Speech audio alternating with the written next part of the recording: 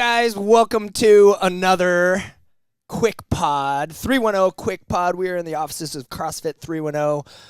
We are with the famous Jen McMahon. Famous. Getting more famous. Blowing up. That's right. We are here to talk about something that's really exciting. You wrote a blog post. I did. And this is a companion video to the blog post. What's the blog post called? It's called Tales of a 5 a.m. Runner. That's right. I am one of them. You are one of them. Mm-hmm. You have created a program here at CrossFit 310 called RunFit 310, Yep. and I'd love to talk a little bit about that. Tell me about RunFit 310. What is RunFit 310? RunFit 310. It is a group of runners, and we meet Monday, Wednesday, Friday, 5 a.m. and 6 a.m. And we do a bunch of different types of running all around town. So sometimes we work on speed work. Sometimes we work on distance. Sometimes we work on hill training. But the idea is anybody can come. You could be slow, you could be fast, and you will be fine to work in with the group. We have methods to keep everybody together and pushing themselves and working as hard as they can and prepping for that next race that you want to do, or just upping your fitness level, or even finding a time frame where you can get some fitness. Yep. Yeah, that's one of the reasons why I love this program. It's so great to offer this to the world, and we're going to dive into some of those things. Can't wait to talk about the culture of somebody who's getting up early and finding fitness. But one of the things that's so great about this, and what's great about the article that you wrote, is the joy that you found inside of this. And that is why Jen McMahon should be your run coach. That is why I love having you here. I want you talking to me about running in the morning, because you need a leader to be like, hey, this isn't just good for you. There's joy inside of this. And there's a unique club. Yep. And it's a sorority, fraternity type of thing where you guys are experiencing something early morning together. There's a community there, and we live in Redondo Beach. It's a special place to go out into and to find your exercise. So talk to me about Tales of a 5 a.m. runner. Well, that's part of why you touched on part of why I wrote the article in the first place, was that as we're out there running in the morning, we realize that we see things other people don't see. So I'm up in the dark every day. So my alarm goes off at 4:15 in the morning.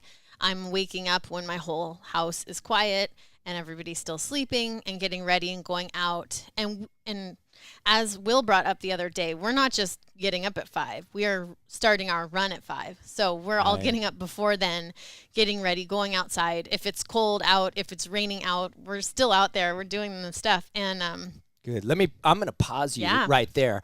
I'm literally going to turn to the audience and address those of you that are hovering over the I'm done with this video. You lost me at 4:15. Okay? Stick with the video. Go read this article and leave room, because somebody out there is like, that's impossible. I don't want anything to do with it. But also, you don't have an answer. You can't find that place. You can't find the fitness, or you can't find this thing. So you need a coach. You need a community to kind of lead you to this thing. It is not going to be, for a lot of people, they're not going to be like, she's speaking my language. I can't wait to get up at 4:15, right? Yeah. And it wasn't easy for you at first either. No, I was going to say it might be easy for you to think that, oh, well, she's a morning person and she just has always been that way, and so she can do it and I can't. But that's not technically the case. I would consider myself a morning person now, but I wasn't always. I had moments where I would attempt an early morning workout, and then I just started realizing that I just love this feeling of being done with my workout early. It's there was something when I was working long hours at a desk job, something about like noon coming around and realizing like, oh, I already did that. I got it out of the way, and that felt so good, and not having to after work like go all the way to the gym. And I just couldn't get I couldn't ever get to the gym at night. So this started to work for me, getting it done before anyone was up. And I that love is something running. I like to preach as well, because if you get it done in the morning, you have the rest of the day to enjoy having accomplished something. Yeah. And conversely, and this is not taking anything away from, there are people that are like, I love to work out at night, and that's exactly how I like to finish my day, and that's right. But for many of us, every minute, every hour, afternoon, it starts to weigh on you. Oh, I'm tired already. I haven't even worked out. I still have to do that thing. So that is a great point inside of an early morning thing. Get it up, get it done, eat that frog, and get it in. I used to have this feeling where I would be sitting at a desk all day. I'd be at my desk or I'd be in meetings all day. And then by 5 o'clock, I was so ready to just get up and move and do a workout. But then I would sit in traffic all the way home, and that would just be infuriating. And then I would pick up my kids, and then I would get them fed and get them ready for bed. And by then, forget it. I was exhausted, and I couldn't ever do it. So there was this moment where I was ready for it, and then there was reality would set in, and I couldn't actually achieve that. Good. What is next inside of where this article goes and how you're trying to communicate what the tale of the 5 a.m. runner is? The thing is that while I might be a morning person now and other people aren't, I'm realizing that while I'm out there running, and we're out there doing our stuff, other people are still sleeping. So we're seeing the sunrise every day. We're seeing like the city start to wake up, and we're starting to see, like at 5 a.m, you can get across town in no time. It's kind of amazing how quickly things are different. Like I can just get where I want to go, and nobody's in my way. So that it's just a different feeling than what you see around LA on a daily basis. And that's when you'd mentioned that, this whole thing started inside of my head. I'm like, you got to write that. We got to talk about that, because you showed me, you're like, look at this picture. You snapped a picture of the sunrise when you were running, and you said, I'm a lucky girl. Yeah. And it was that moment again that I was like, that's who should be that's who should be coaching running for us. The person that has the gratitude for that moment and can show it to other people. And that's also a point, like, we live in this great place. There's another special coach in Minnesota who's perfect for those people. Totally. Not me. But we happen to live in Redondo Beach, and it's this special place.